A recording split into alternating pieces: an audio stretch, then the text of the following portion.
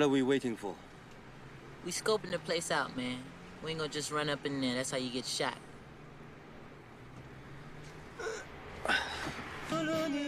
Say that again. You wow. Yeah. What is it good for? Absolutely Man, you don't know nothing about no war. Everybody knows war. Yeah. What it is it good for? Absolutely nothing. Good God, you all. It ain't you all, it's y'all. Y'all. Y'all. Y'all. Man, you sound like a karate movie. Y'all. Y'all. Say it from right here with some soul. Y'all. Y'all. Y'all. Y'all. Let me show your goofy ass how to do this. What is it good for? Absolutely nothing. Yeah. What is it good for? Absolutely nothing. Come on.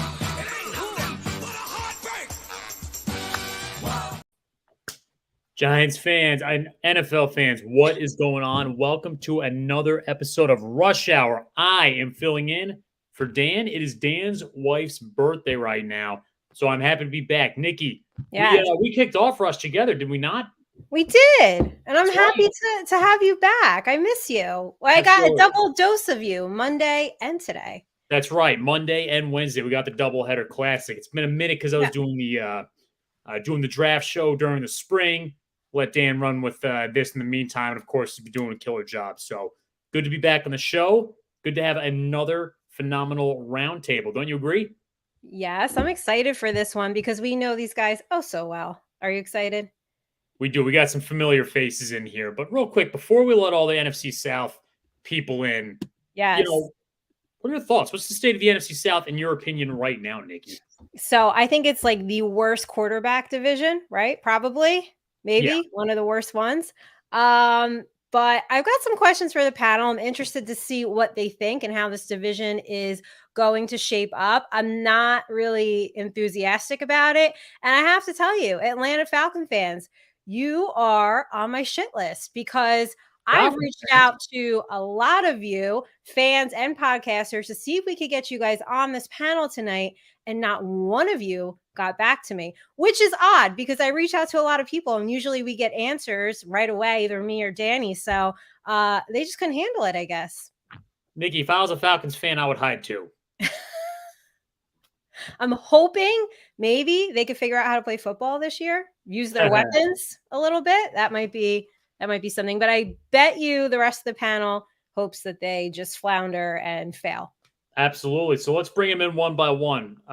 First, we got Evan, the EL Bushman. What is going on, brother? It's been a long time. Thanks for having me back. And Nikki, I think you forgot about one Falcons fan who used to do the podcast with us. I know, but I haven't talked to him in a long time. I wasn't sure if he was gonna.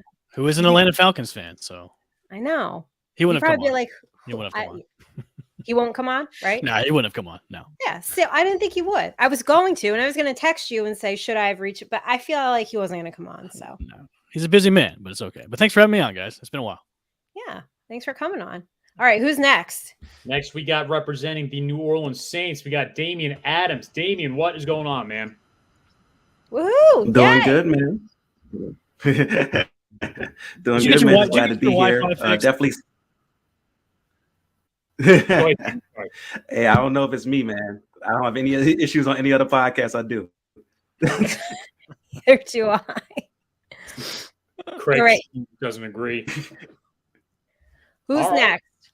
Next, last but certainly not least, although I really don't know. The Panthers finishing last year. They may have. I feel like the whole NFC South tied for last. But what's going on? There he is. Yeah, thanks for having me. It's been a while. I didn't know if you guys would bring me back. I think, Nikki, we talked last year when right before the Giants whooped up on the Panthers. But yeah, I'm excited. Yeah. I mean, we got QB1 finally. I think we're going to finally figure out that position, and I'm ready to talk the worst division in football right now. Yeah, I think so. I don't know if it's you guys or the AFC South. No, we're the worst. Okay. We're the worst. All right. Well, before we get into how horrible you guys are, you want to just jump into a little NFL news real quick? Let's do it. All right. Did you guys see the Lions alternate helmets? I hate them. I don't know why people will... I disagree. They're pretty sweet looking. Of course you disagree. I would not expect them. anything less for you to come on this show and actually friggin' agree with me. Like, that just would not happen. I think you have something against the Lions. I just don't. You do.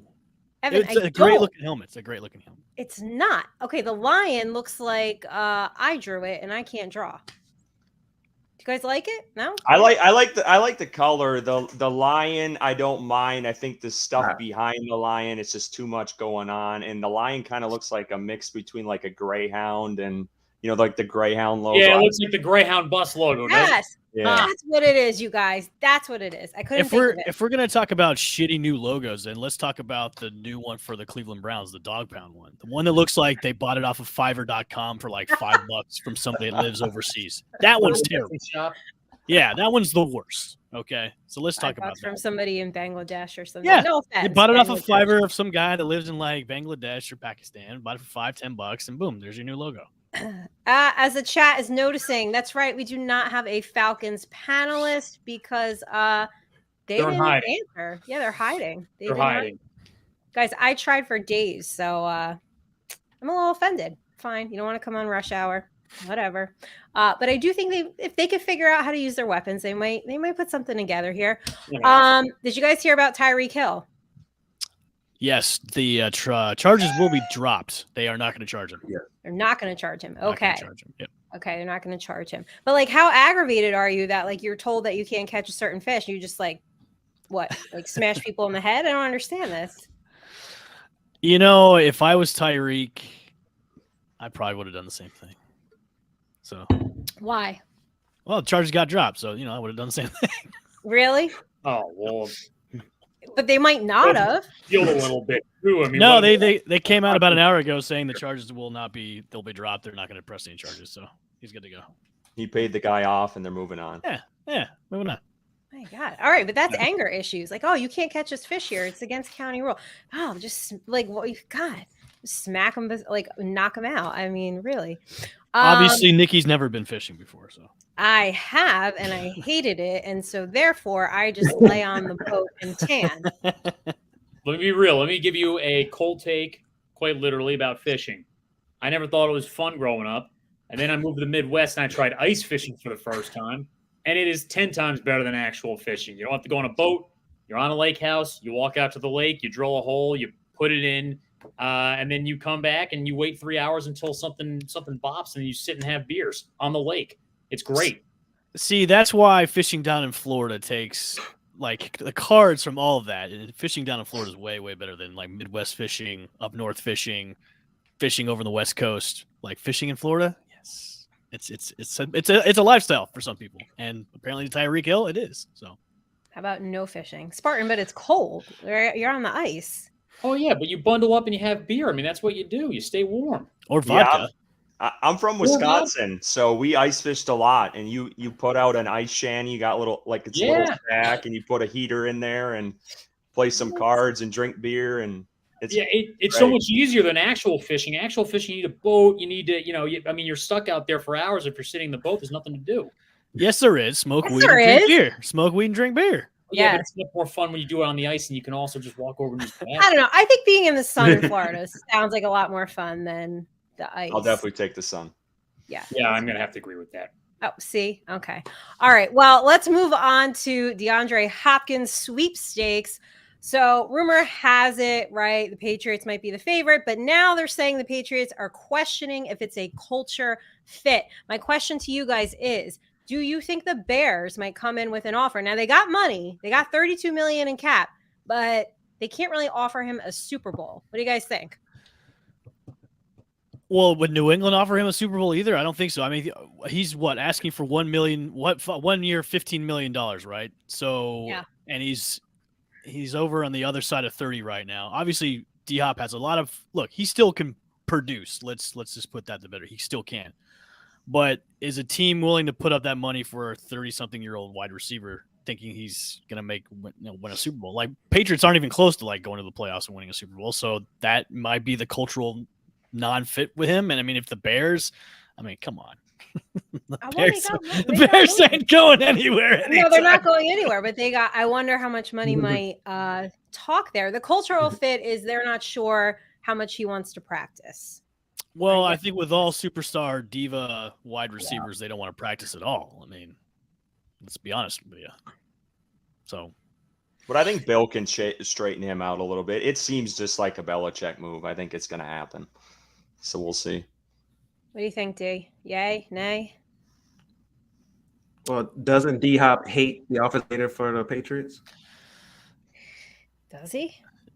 I don't know. What's the history there? The teapot. They used to call him the teapot when he was in Houston because he used to blow up at everybody. I don't know. Yeah, D, I was wondering that same question is if he's gonna be going. He was up in New England for almost a couple of days. I know they were whining and dining him, but how is that relationship gonna be with Bill O'Brien? Because Bill O'Brien was one of the guys that basically shipped him off when Bill O'Brien was there. When Bill O'Brien was, the GM, the janitor, the cook, the chef, the coach, he was everybody on the Houston Texans. So if they can mend that relationship, I'm sure it could work out. But that's an interesting, kind of dynamic I would like to see because Bill O'Brien's now back in New England. He's the OC for Belichick. So, Tell you what, guys, I'm going to read it off. I am on I feel like that's the cultural. Sorry, Damien, we're off cue here, man. You can go. Go ahead, Spartan. What were you going to read? Oh, I was just saying that's the cultural fit. I feel like that's what's causing it. Yeah. No, I get that. I think he can really go to a bunch of different places. And 1 year, $15 million. I don't think he's that old. I don't think this necessarily has to be the last ride for him. If he was this early third, if we were starting to push like 33, 34, now we're talking like, all right, just, take a pay cut and go to the Chiefs, right? Right now, the lineup is this. Patriots, odds are in his favor to go there, plus 100. Then it's the Bills, plus 350. Titans, plus 400.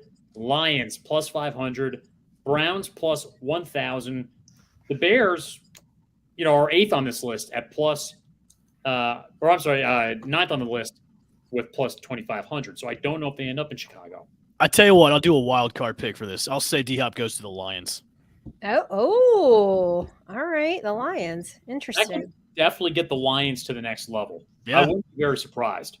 I saw an outlier, too, of maybe going back to Houston with saw that too. With CJ Stroud and what they're building, and they might be a little bit better than people think, and he might try to rekindle things there. So that could be an option, too.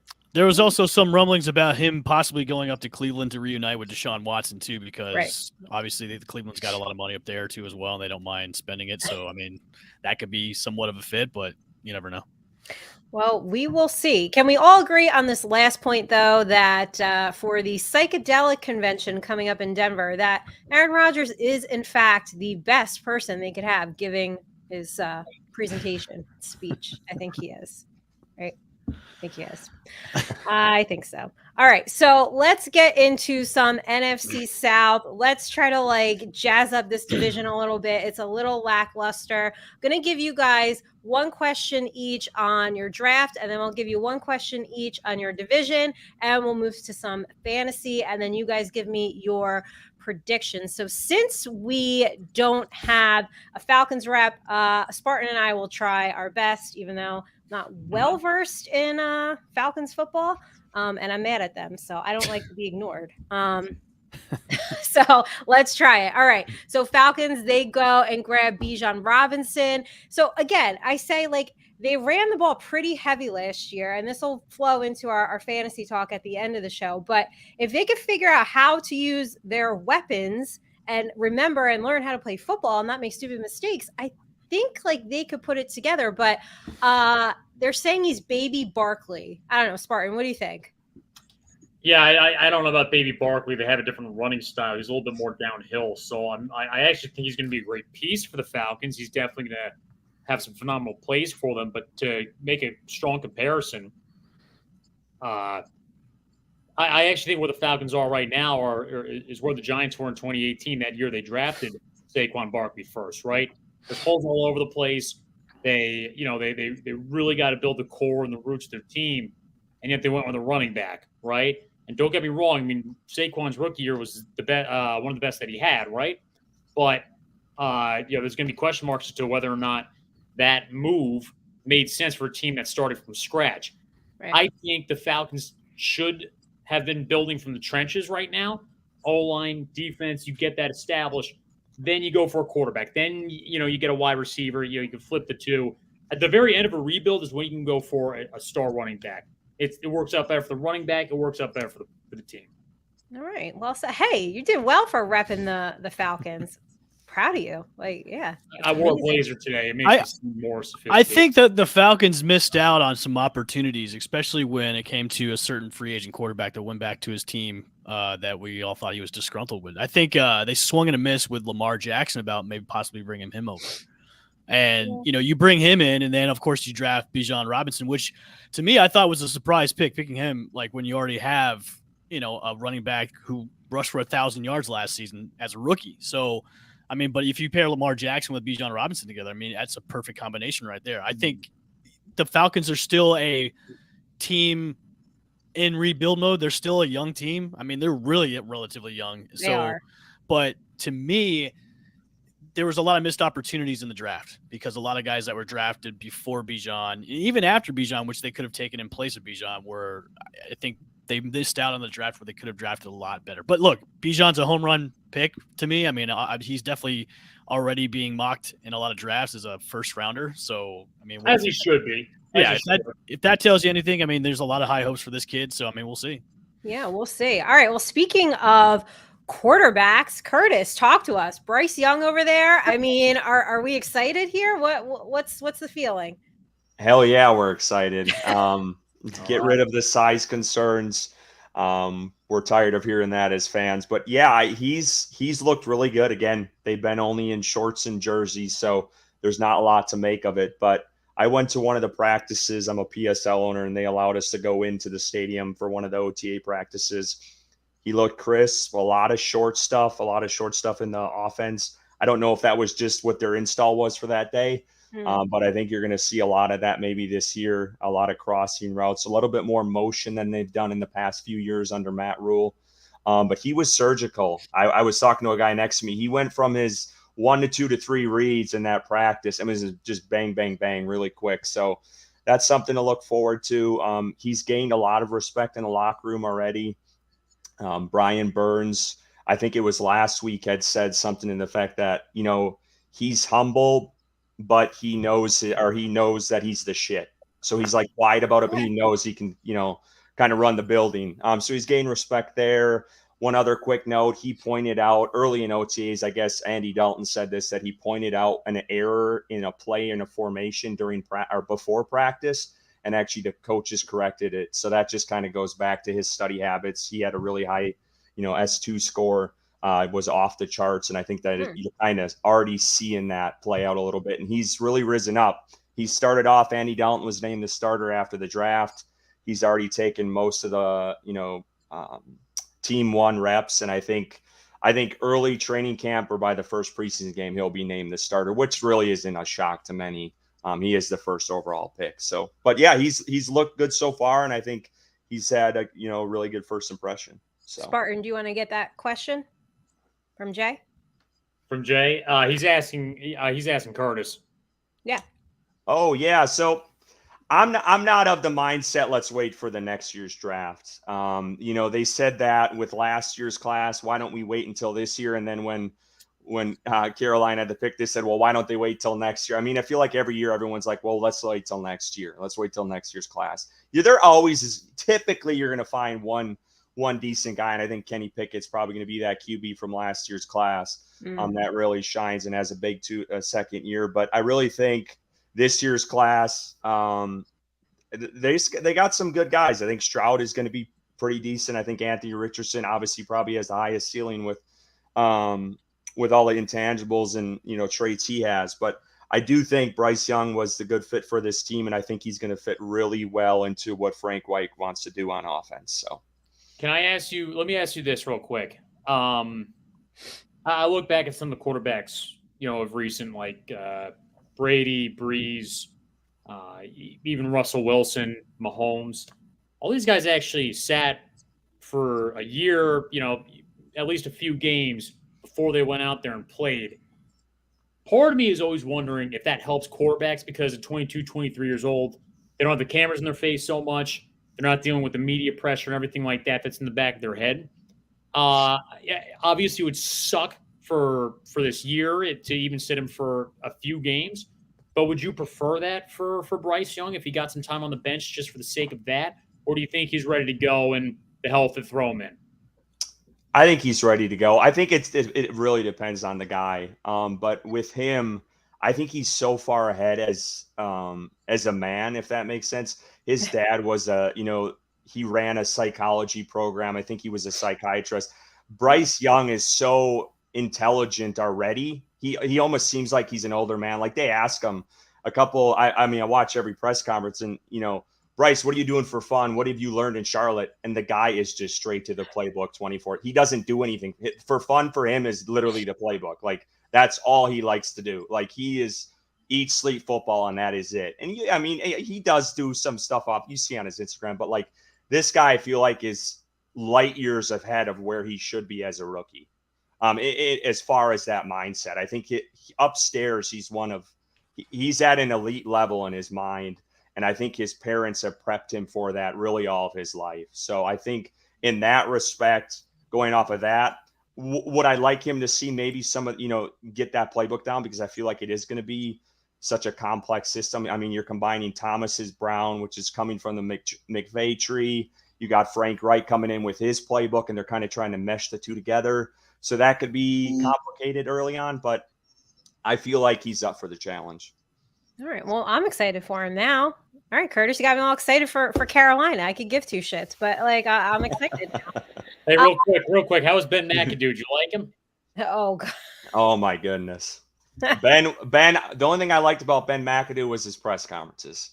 He always had a one-liner in there that was hilarious. Other than that, you guys can keep him in New York. No, thanks. No, we're all set here. We are all set. D, and I want to know, are you guys all set with your pick, Brian Breesy? I actually really like this pick for you guys.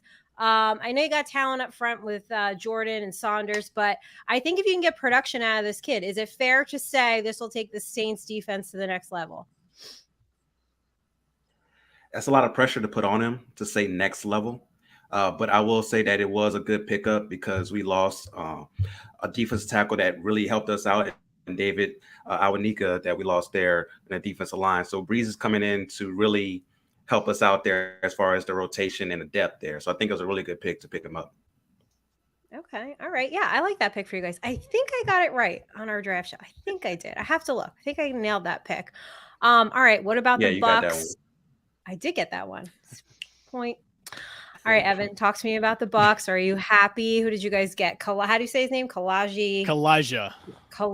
Sorry. So did you fill the need there, or did you want them to go left tackle? You could have gone either way, to be honest with you. I would have thought they would have gone left tackle. Although, with the defense, don't write off the Bucks defense because they do have – listen, don't write them off just yet. They've got a lot of guys coming back. They sell – Levante David's back for a 1-year deal. Jamel Dean's back. Devin White is a question mark right now. We don't know if he's going to be traded or not. So if he comes back, that's even better. So, they could have gone either way in the draft. I'm happy about it. It fortifies a little bit more on the defensive side. So it's the Bucks defense has really never been kind of an issue with the team. It's always been the offense, which I'm sure you want to get into next. Yeah, we're going to ask some division questions. So we will see. But okay, let's stay in Tampa Bay. What are we doing at quarterback here? Actually, that's a good segue because somebody asked a question in the chat. I would love to answer. Okay, go ahead. It's from Jay Ferries. Hey, yes. I really thought they were going to run Trask out for the whole season. Why mess with Baker? What do you think? Baker Mayfield was a target QB a couple of years ago when Brady was still in town and they didn't really have like a veteran backup. The thought was bringing in Baker to learn behind Tom Brady for like a year, and then when Tom Brady left, Baker would take over the job as a starting quarterback. I've never liked Kyle Trask. I never liked the pick when they drafted him to begin with. So having somebody more experienced there to give him a competition is fine by me. And that's why they brought in Baker Mayfield. I still don't like Kyle Trask. So however long Baker Mayfield is going to be the starting quarterback is fine by me. To be honest with you, they could have gone out and gotten somebody else, but right now it's question marks with how well the quarterback play is going to be in Tampa with both Baker, and then if Kyle Trask somehow is going to supersede him if Baker does really bad during the season, then we'll see. But as of right now, Baker's the guy. I'm fine with that. Kyle Trask can just sit on the bench and learn. So, I mean, you don't see a ton of upside with Trask. Is that what you're saying? No, not, and maybe because I'm biased against Florida Gator QBs because they really haven't had any success in the pros.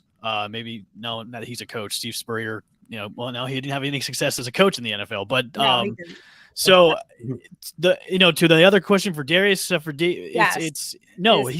not the future of Tampa, future QB of Tampa Bay. He's just a hold off until maybe they find one in the draft next year, because the quarterback class in next year's draft is going to be even deeper than this one. So it's just to hold out to somebody else, or maybe another veteran will come down here for a couple of years like they did for Tom Brady. So we'll see.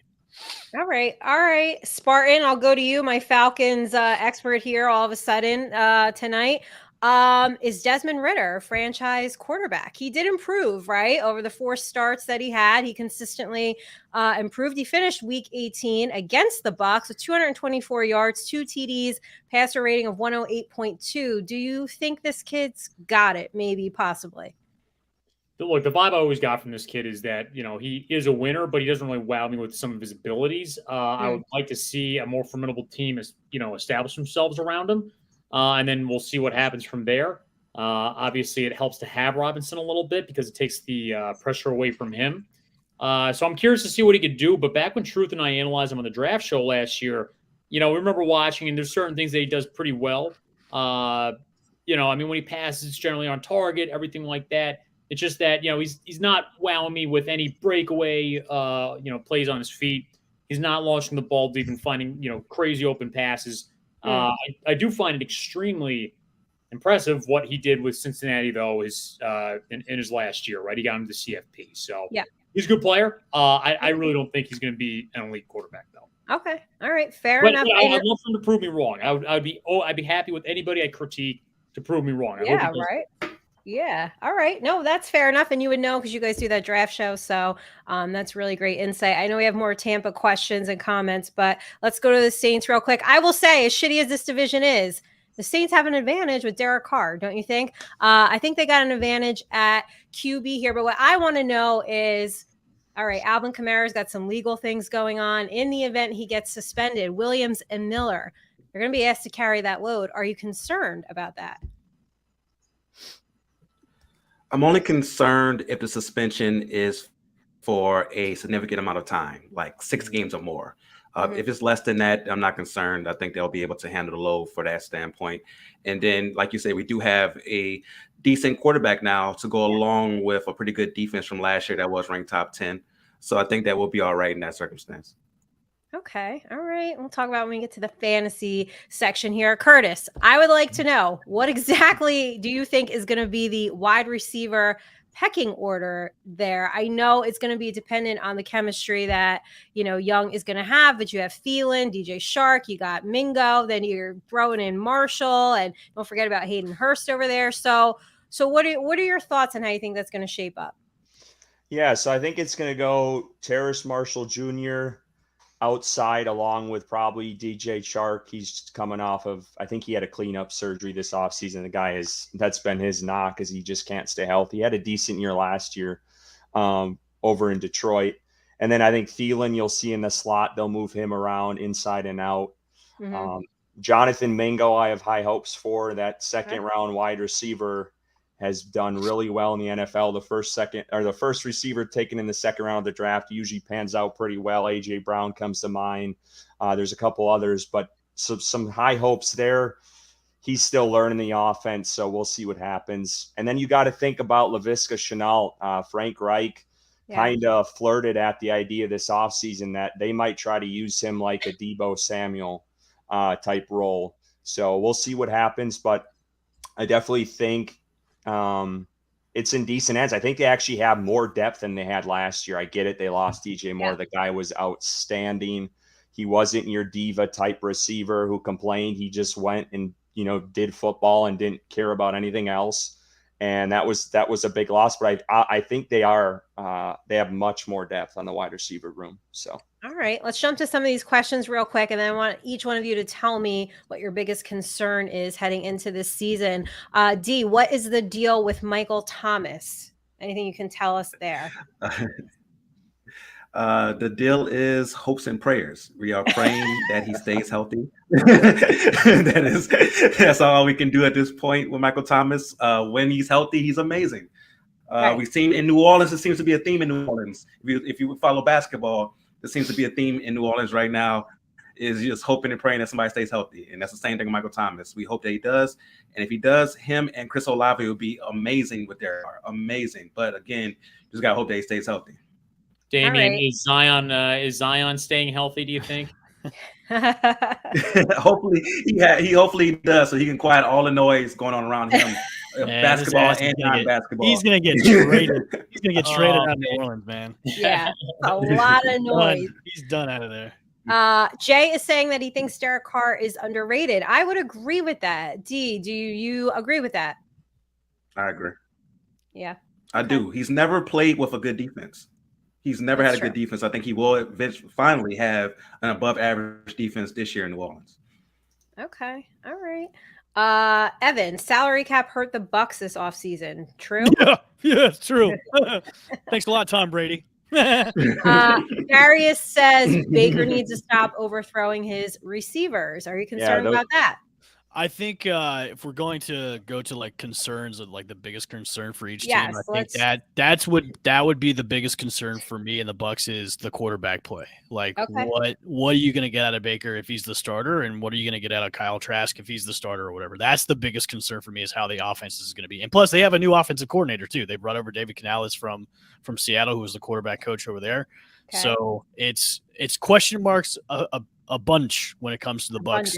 Abundance. Yes. Abundance of question marks. But the thing is, the only real like question is the QB position, because you still have all the guys that you had from last year. You have Chris Godwin, you have Mike Evans, you have Rashad White. You've got guys that are in there that were there for last year, and Rashad White's going to eat because Leonard Fournette's no longer there anymore. So, it's just. Can we get Mike Evans on the field for like a whole season? Like, I think if you were going to do a prop bet this year, you could probably say is Mike Evans going to have another 1,000 yards receiving this year, because he's done it every single year consecutively, and this could be maybe the year he doesn't do it because of the quarterback play. So we'll see. Yeah. All right. So QB concerns there. Curtis, what are you guys concerned about in Carolina? Biggest concern? I would go edge and corner. Those are the two positions they didn't go in the draft, and they don't have anyone opposite Brian Burns. They got Marquise Haynes and Yetur Gross-Matos, which you guys probably don't know any about. So that's their biggest question mark. And then cornerback is the depth there is not good. J.C. Horn went out in OTAs with an injury during a private workout. He's missed 18 games in 2 years, hasn't played a full season. So you got him on injury, and then you got their second corner, Dante Jackson, who's coming off an Achilles from last year. So that room is getting thin. I'm thinking they're going to add something here before training camp, but again, it's bottom of the barrel at this point. So. All right. So Hammer is in the house, and Jay is saying that the Raiders screw everything up, and Hammer just came in. So Hammer is pretending that he didn't say anything. He's a good friend of the show. He did our fan base ranking with us last week, which was a lot of fun. Raider Nation came in and they just like showed up, which was really great. We have a question from Darius. What is the deal with Mike Evans? Is this a Jerry Seinfeld question? Like, what's the deal with Mike Evans? I don't think there's anything going on with Mike Evans right now. He's restructuring his contract with the team currently. So do you know something else that I don't know, Darius? Let's see what Darius, I don't know. What's the deal with Mike Evans? Spartan, if you're the Falcons, what are you most concerned about? Anything? Gelling it all together. Hoping that coaching also comes together too. Yeah. I don't think they're particularly strong there. Yeah. All right, D. What about the Saints? What are your concerns? You guys should feel pretty good. Coaching. I feel like coaching. Okay. Yeah. Yeah, coaching for sure, because you saw the difference between having a Sean Payton and then going to Dennis Allen as a head coach last year for sure. A lot of games that we should have won that we lost. The one that comes to mind for sure, I know that Evan remembers that Monday Night Football game that we just choked away against the Tampa Bay Buccaneers. That a lot of that was coaching.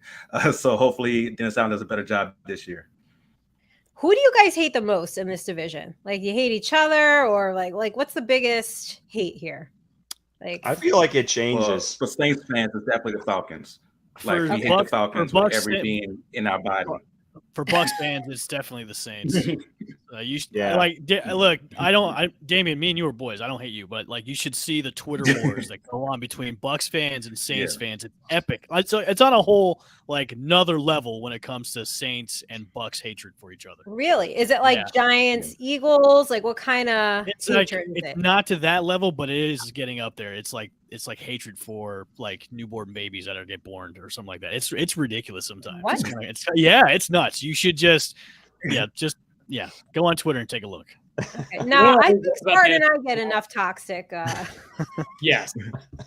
The one thing I always love about the NFC South, like 2000s up until the Panthers won the Super Bowl there. I mean, every year the winner was always changing. Like, it was always somebody new every single year. Granted, the NFC East kind of does that too, but it's never us. We haven't won in 10 years. But that'll change. There's always this year, Spartan. There's always this year. We're going to go out to Dallas. I pissed off a lot of Cowboy fans. I'm just like, the Giants are going to go out week 1 and take care of business. And that's that. Listen, it's okay if you piss off Cowboys fans. I think every fan base is cool with that. Like, I piss them off every week. Everybody they come for me. Ooh. You know why? Because everybody knows at least a few Cowboy fans for no freaking reason. Yeah, especially in this area, in Jersey. Like, there's a lot down the Tampa Bay area, man. Because we all moved down that way. Yeah, get out of my state. Oh, man. No more free state tax for you. What about you guys, Curtis? Like, who's the big? You said it depends. Yeah, I feel like it depends. Like, I would say a couple years ago it was Atlanta for me, and a lot of fans, and there's still hate for Atlanta, but I feel like right now it's the Saints. I think it's competition between the teams and who changes, who's the lead dog type of thing. So I think it depends. But Bucks, there's not much there for us to. I don't know. I've never had a real hate for Tampa Bay. It's really been New Orleans or Atlanta for me. It's the same with the Panthers. Like, Bucks, we don't hate the Panthers. The Panthers are like that cuddly team that you can't really hate. They're like, oh, they try so hard. Oh, so like the Commanders for us. They're like, oh, they try so hard. They're so good. Yeah.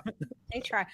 Just to bring it back to the Cowboys real quick, did you guys see on Twitter that one fan that somebody needs to do a wellness check, because he was like, the Cowboys, Spartan and I talked about this on Monday because our guest didn't show up and we had to do an epic pivot job. And you know what I got to say? We nailed it.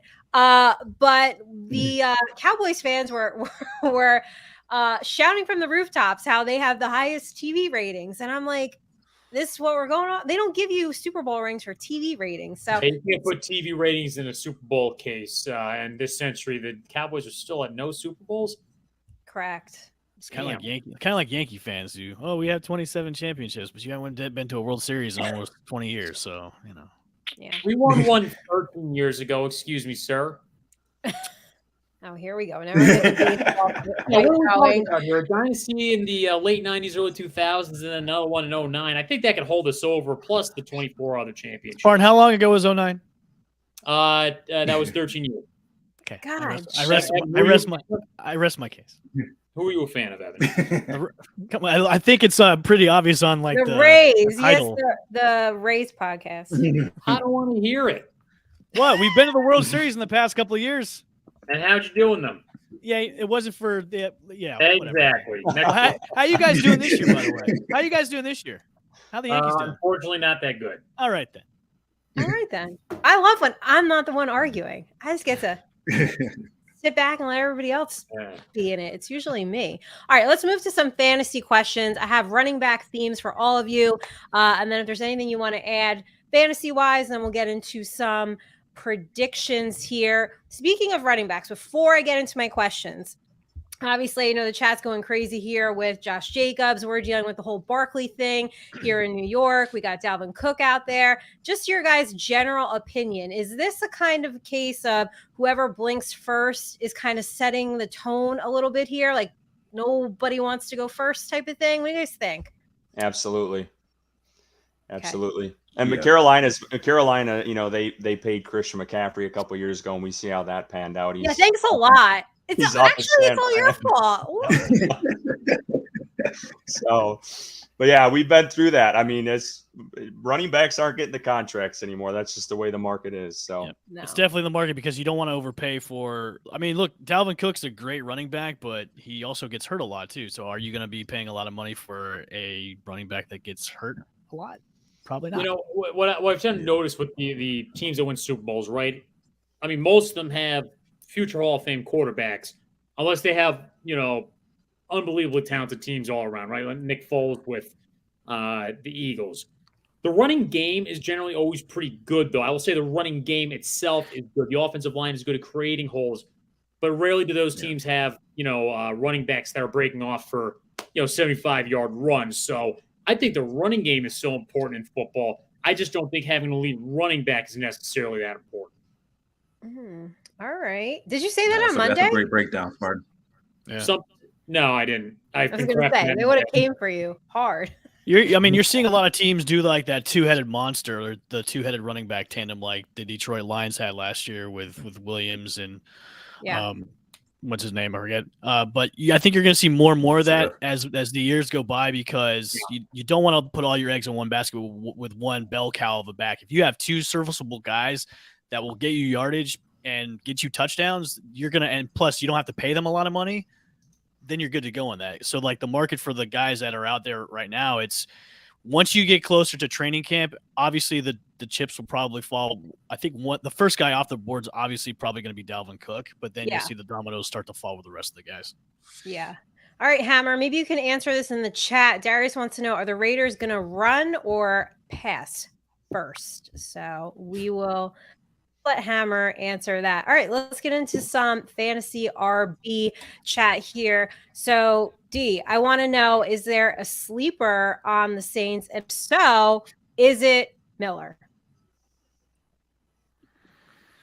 That's a good pick as far as someone maybe the first few weeks if Kamara is out, but he wouldn't be like a long-term solution at running back.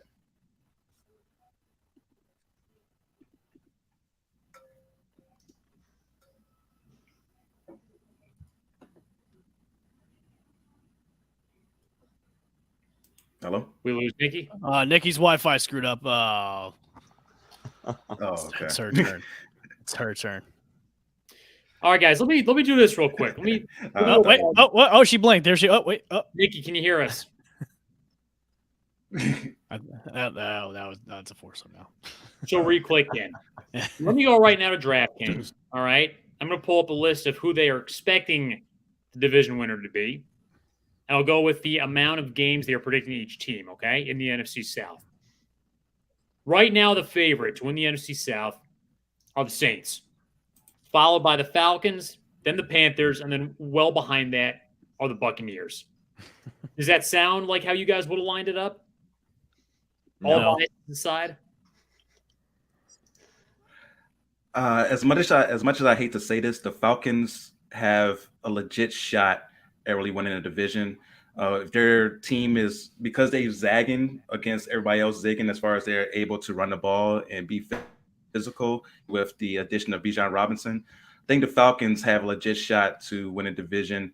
Of course, I'm not mad about the Saints being a favorite, but the Falcons have a legit shot for sure. Yeah, I was going to say that super humble statement. I would have been like, oh, the Giants are in first place. Well, that sounds about damn right. In fact, Spartan, I'll go Saints, Bucks, and then it's a toss-up between the Panthers and the Falcons for third and fourth. I don't really know about those. You guys have the most wild franchise of all time. You have to be the only team with 2 Super Bowls that has missed the playoffs at a percentage that the Buccaneers have. Trust me, I'd rather have a Super Bowl in like the last 4 years. I mean, we're in rebuilding mode. Nick, you able to hear us?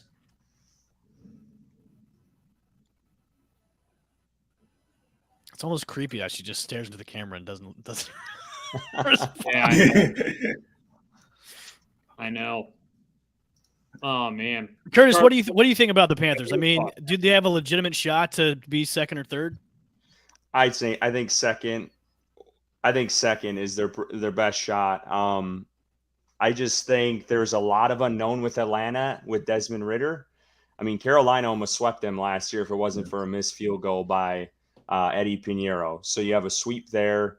Panthers probably should have beat the Bucs twice last year with some injuries. And the Bucs, I mean, they don't have a QB right now. We've been through the Baker Mayfield. We've been through it last year. The guy, what I saw in those videos in him and Kyle Trask in camp is. Hey, that was just one set of videos. They've had a couple of videos come out recently where they look a lot better. Okay? But what I've Photoshop. That's all AI produced. That's all AI. But I saw that in games last year from Baker. Chat GPT. That's all it is. I saw that from Baker all last year in the 5 games he started. So I think at Tampa Bay, I mean, you might as well tank and go out and get Drake May or Caleb That's Williams. Probably what we do, but we do have an ace in the hole. We do have Rodrigo Blankenship as our kicker, so we're good. Okay. We just signed him. We're good to go. But no, I think the Saints are probably the obvious pick to take the division because you know what you're getting. You know what Derek Carr is. I think there's just so much unknown with what there's a lot. I mean, Carolina's having a massive turnover this year. I mean, both all sides of the ball. Obviously, they have a whole new coaching staff, a pretty damn good coaching staff with that though. And then Atlanta, we don't know much about Desmond Ridder. We saw him in a couple of games last year, but there's a lot. That team is going to go as far as he's going to go. And I think that's what makes me a little bit leery. I think Bryce Young's a better quarterback than him, hands down. I think they're one of those teams that right now with the Falcons that if, they go through the season, they go 7-10, right? And they replace Arthur Smith with better coaching. It's only going to be uphill from there. I really think in 2024 they can have a turnaround. I just don't really think – I don't trust the coaching. And if they had more dominant players like all around, then I'd say that they could be an okay team. But, yeah, again, I don't really trust that coaching staff to get them there, unfortunately. I'm surprised he's stayed as long as he had. He's starting to become the Marvin Lewis of the NFC South because he's there so long and hasn't produced anything. He must have something on Arthur Blank where he's able to have a job, maybe because they both have the name Arthur. I don't know. That's probably what it is. It's not the name named Arthur. And by the way, Arthur Smith looks like he's ancient. He was born in 1981, and he looks like a dinosaur. And I think for New Orleans and Damian, you kind of talked about this a little bit, but I think New Orleans' Achilles heel is going to be their head coach. I don't think Dennis Allen's that great. I don't. I think he's a good D coordinator, a really damn good D coordinator, but I don't see him elevating Derek Carr to the next level. And Derek Carr's got a ceiling. Like, he's a good quarterback. He's going to get you your stats. He's like a Kirk Cousins. They might get to the playoffs. I just don't think he's going to take you over the top. And that's why I kind of didn't want Carolina even touching him, because Carolina's been down that route. I mean, we tried Sam Darnold, Baker. It's enough. And don't forget about bringing Cam Newton back for Cam Newton back. That was a hell of a game. That Arizona game, that was fun. But after that, get rid of it. Let me ask my fellow NFC South members: do you think there will be another division winner that finishes under 500 like the Bucs did this past year? Oh man, I'm gonna go 9-8. I'm gonna go 9-8 for the winner this year. 9-8 for the division. Damn, no one's gonna win 10 games. No, I don't think anybody's gonna win 10 games in this division. Hell no. Mm-hmm. Yeah, we did predictions a couple weeks ago on our podcast, and I had the Panthers going 9-8, and I think that could be a division winner too. Like, I think a 9-8 is very possible with this down in the dumps division. So. Yeah, listen, I mean, this is the one thing that sucks about the Giants. I mean, they're on the rise right now, but to try to surpass the Eagles and the Cowboys would be really challenging. I'd love it if the division looked like it did just 2 years ago in 2020, or 3 years ago, I'm sorry, and it completely sucked, and that would have been a great opportunity to be a decent team. But now it's we got to win 13 games to win the freaking division? It sucks. The thing, though, about with that division, granted, Philly is still a really good team. They lost a lot coaching staff-wise, and that's hard to replace. They lost players. They drafted pretty well. But, the thing is, I also always feel like a team that loses a Super Bowl hits that hangover year pretty bad. The Bengals didn't have it last year really so much, but it definitely has an impact a lot of times on teams. So I'm hoping the Eagles decline a little bit next year. No doubt about it, because, You know, even though I just got into a lot of beef with Cowboy fans over the last 24 hours, I always hate the Eagles more. I respect the hate. yeah, I don't care about, but again, we don't care about the Commanders. If we go 4-2 in the like, if we beat the Commanders, I'm not going on Twitter and bragging to the Commanders fans about the win. I just don't care. But I love guys, it. real quick, let me do this. All right, I'm going to go through positions, and then we'll send you off. You tell me which team has the better one. All right. Let's just start from the top. Quarterback. Who's got the best quarterback? Saints. The Saints. Yeah. Saints right now. Saints right now. Okay. You think the Falcon? You think Ritter's going to make that pass? No, Bryce Young. 1 or 2 years. Watch out for Baker, guys. He's coming for you. Watch out. Who's got the best receiving core? Bucks. Yeah, I would say Bucks and Saints. I mean, Saints. If Michael Thomas can ever be healthy. But that's if Michael Thomas is available, because Bucks. These poor. Everybody's getting hurt now. All of a sudden, I feel like injuries are a little bit more frequent. What the hell is that? Offensive line. I would say Carolina or the Saints. Yeah, I would go Saints. I'm about to say I don't think any of us have like a great offensive line though. Honestly, I miss those Saints offensive lines from like 20. Really the Super Bowl on for the next several years, man. Oh, they had some nasty offensive linemen. Bucks offensive line might be a little bit improved. Everybody's back healthy and 100%. Like Ryan Jensen's back at center. He's healthy. Like everybody's back healthy from because that was the biggest issue we had last year was offensive line guys were dropping like flies because of injuries. Yeah. So do they still got Jensen over there? Yeah, Jensen. Yeah, he's back. Yeah, he's back. I love that guy, man. That guy, he'll run through a brick wall for anyone. He's fun to watch. Mm-hmm. What about running back? Is it too early to say Robinson? I would say too Atlanta. early. I would say too early. Yeah. Too early to tell. The potential. Too early. Potential is Atlanta. Yeah. Defensive line. Toss up between the Bucks and the Saints. Toss up between Saints lost a lot though this offseason. We lost a lot on defense. We're depending on young guys to step up for us. So I would give the Bucks the edge there. Linebackers. That ain't Carolina. We have a really good. Saints have a really good linebacking core. One of our linebackers getting a little older though, and Demario Davis. But Bucks have a really good one too. Bucks. Yeah. But if Demario Davis still has it, we have a pretty good one too. For sure. DBs. Yeah, DBs would be mad. Are you coupling that with all secondary or just the corners? Yeah. Tell you what, we'll separate it. Now we'll go with first. Bucks. I think Carolina's got one of the best when he's healthy, but across the board now. Whatever happened to Josh Norman? He did good for like 1 year for you guys now. Yeah, and then they rescinded the franchise tag, and then he went to Washington and got paid, and he just kind of fell off after that. Why do these players go to Washington thinking that their life's going to get any better? I have no idea. They get paid. They get paid to go. And no more Dan Snyder. No more Dan Snyder. They actually, I might start to hate them soon. And they might not be the Commanders for much longer. So, what are they going back? I think they're going to change their name again. They're going to change the name again. Yeah, new owners, new name. So, wow, coming to a theater near you. Commanders never really hit, but part of that's probably because they just suck. All right, safeties. Safeties. Ooh. I would say Carolina with Von Bell and God, the other names escape me. And then they got Jeremy Chin, who's like a rover right now. They have too many safeties, which is ridiculous at this point. Yeah. I would go say with that. Yeah, with that. Ours get carved up. I agree with that.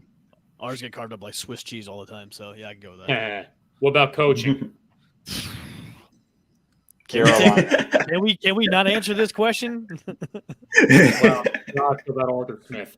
All right. I'm not a big fan of Todd Bowles, so that Bucks. I don't know. Yeah, someone did ask that. Jay asked that, I believe. That's tough. The opinion on Bowles is he inherited a team from Bruce Arians, which to me, the whole Arian stepping down thing is still kind of a mystery to me. I know he like took a job in the front office, even though he was still lurking around Todd Bowles that same year. Yeah, he inherited a team and then pretty much just kind of dismantled it, like right in front of everybody. It's like, look, here is the blueprint to win.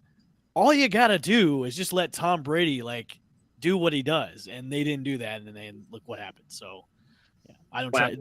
Like Bowles was handed the keys to the castle and just kind of threw him away. I mean, yeah, he's a good coordinator, but he's not a good head coach. Yeah. All right, well, that is my last question, guys. I just want to know from each of your fans' perspective. I don't really know too many Bucks, Saints, or Panthers fans. What was your favorite memory in the history of your team? We have a few, so we don't have that many. No, Evan. When you had a bad day, when you just had a rough, I want you to sit back, close your eyes. What is the game, the moment, the memory you're imagining? Is it? I would say the most recent Super Bowl. I mean, the one that over the most recent Super Bowl we had with Tom Brady. I mean, the Bucks had been in the dumps for a very long time when it came to playoff appearances and going to the Super Bowl. And when Tom Brady comes to town, it's like it reinvigorated the whole town, especially with the fan base of the Bucks, where he came to town, like pretty much changed the culture of that team.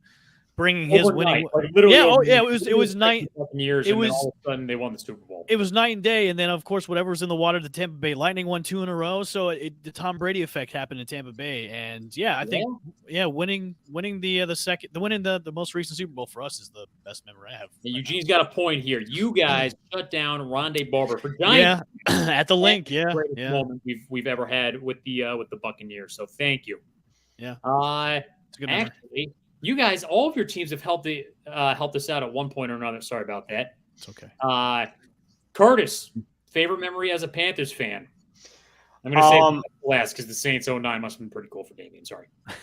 Yeah, I would go. There's probably 2 that come to mind. I would say the divisional playoff game when they went to the Super Bowl in 2003 versus the Rams, the double overtime. Ricky Manning Jr. intercepted. I think it was in Rams territory, and then the first play of double OT, you had the Steve Smith Clown X famous play. Every Panthers fan knows that play. Beats the corner on the slant, they score, and then they go to the Super Bowl and should have beat the Patriots that year. But that's a whole other conversation. Yeah. And then the whole Cam Newton season, MVP season when they went to Super Bowl, should have beat Denver. Denver's defense was just way too much for them. But both of those, that play and then that whole season was just incredible. And that 2015 one, because the Giants had a nice 28-point comeback and lost anyway. Yep.